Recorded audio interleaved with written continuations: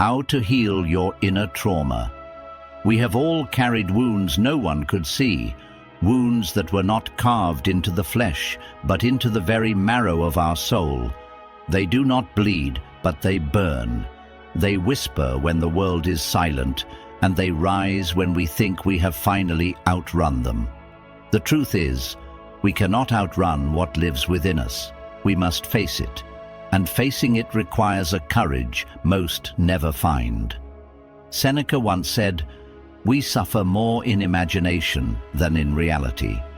Trauma has a way of making the mind its own executioner, replaying the same pain, distorting the present, stealing the future.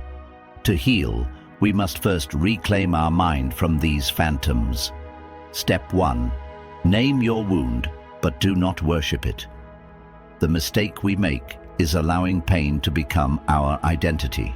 We carry it like a medal of survival, but also like a chain that keeps us anchored in the past. A true warrior acknowledges the scar, but never kneels before it. We must look at our pain, study it, understand where it came from, and then strip it of its power by refusing to let it define who we are today.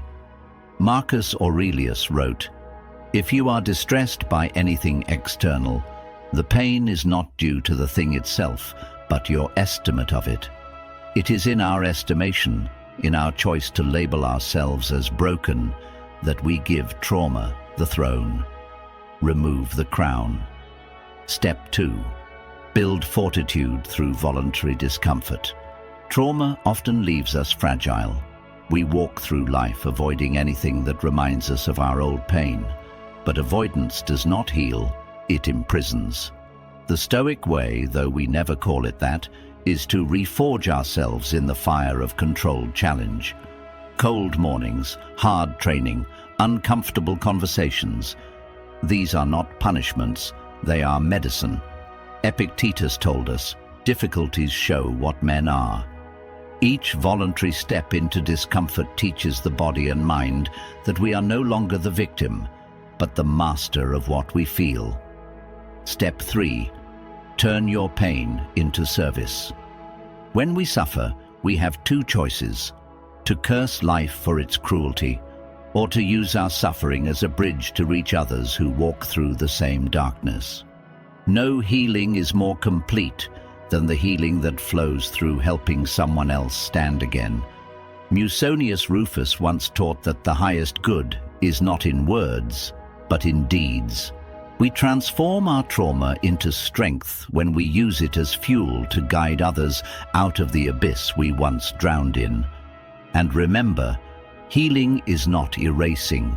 It is walking with the memory and yet remaining unshaken. It is standing where you once fell, breathing where you once suffocated, speaking where you once trembled.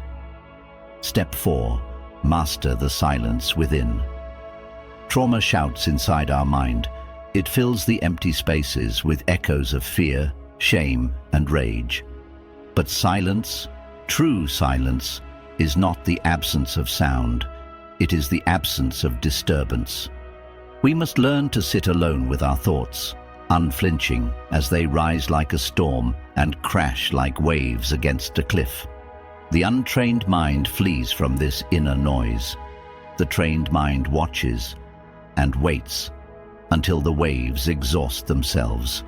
As Marcus Aurelius reminded himself, you have power over your mind, not outside events. Realize this, and you will find strength. When we learn to quiet the battlefield within, we discover that our trauma no longer commands us, we command it. This is the birth of unshakable calm, the place where healing takes root. Step 5. Transform pain into discipline. Most people allow their wounds to define their identity. We will not. Pain, when left stagnant, becomes poison, but when forged in the fire of discipline, it becomes strength.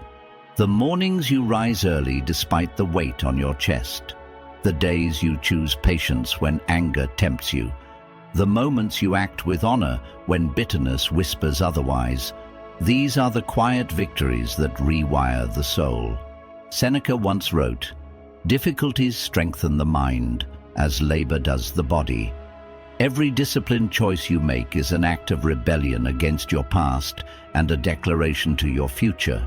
You will not be broken by what has happened to you. Over time, discipline does not just heal the wound, it turns the scar into armor. Thank you for watching. Remember, true power isn't shouted, it's lived. If this video resonated with you, subscribe and join us on this path of inner strength, resilience, and mastery over the self.